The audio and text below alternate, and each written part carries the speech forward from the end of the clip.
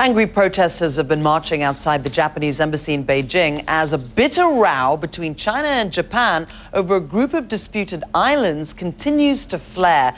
Now, the islands are in the East China Sea. That's 193 kilometers just northeast of Taiwan. They're known as Senkaku by Japan and Diaoyu by China. No one lives there, but the waters around them are really popular for fishing. The area itself is thought to be rich in oil and gas.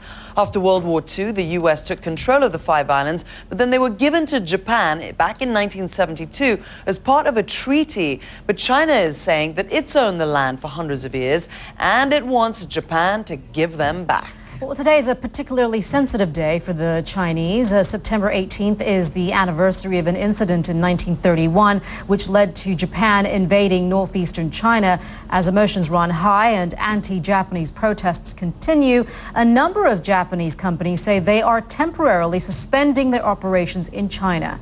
Stan Grant brings us the latest from Beijing.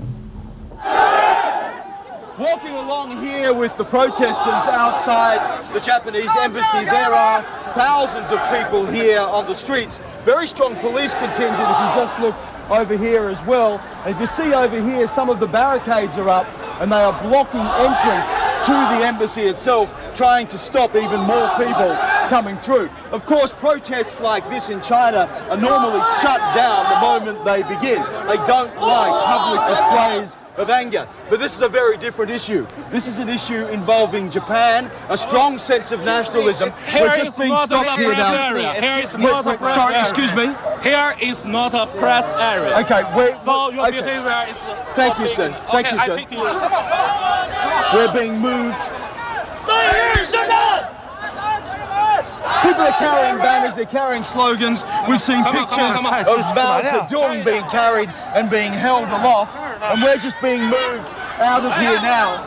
So, some of these protests have turned nasty over the past few days. There have been attacks on Japanese businesses. There have been protests at Japanese consulates in more than 50 cities across China. As you see, there's a helicopter just above us here.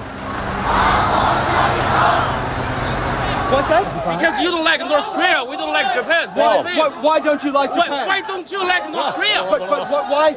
I mean, why? Is Diaoyu China Island or Japan Island? What? Diaoyu Island. Who owns Diaoyu Island? China.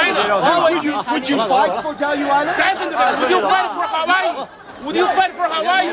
Would you fight for Washington, D.C.? Why would we do the same thing? Okay.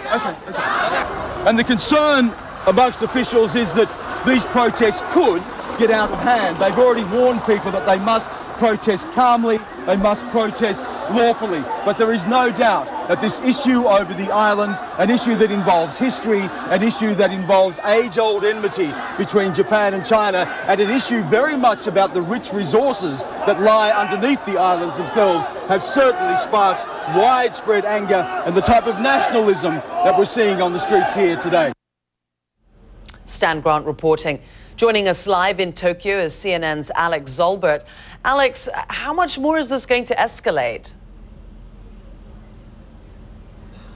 Well, Zain, we'll have to see. I mean, it's gone for about a week now. It's been the front page story of the Japanese newspapers every day here, and certainly from this side, people are watching the protest in China quite closely. You've mentioned the big Japanese corporations that have shut their factories. That's having an impact on the stock market here. Some of those companies were off as much as 7% today. So they're going to keep watching it in the days to come. Actually, here in Tokyo, though, today, for the first time this week, we saw demonstrations taking place here on the streets of Tokyo. Nothing like we just witnessed in Stan's report there. But there was a small demonstration in the popular shopping district of Shibuya. We're going to be keeping watch over the rest of the week to see if any more of that takes place here in Tokyo, where protests are not very common at all. Going back to the economic side of things, though, the markets were closed here on Monday due to a holiday. Today, the Nikkei was off about 0.4%. And as I mentioned, some of those companies that have had to shut operations on the mainland, the likes of Fast Retailing, the owners of the clothing store Uniqlo, shares off nearly 7%. Shares of Nissan Motors off about 5%. So this is something that we're really going to be watching in the coming weeks and months to see how much of an impact this has. Zain?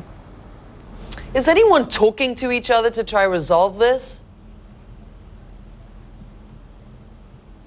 Well, not that we've heard at this point, Zain. I mean, the one person who's really had to choose his words carefully over the last couple days is U.S. Defense Secretary Leon Panetta. He was here in Tokyo yesterday where he towed a very fine line, basically saying that the U.S. would defend its treaties with Japan, one of which says that the U.S. will protect the security of Japan, but then at the same time he said he wouldn't get in the middle of any territorial disputes like this. Today he was in Beijing meeting with counterparts there, but as for the two sides, nothing that we've heard yet in terms of the Japanese speaking to the Chinese and vice versa. Alex Zolbert in Tokyo, thanks so much.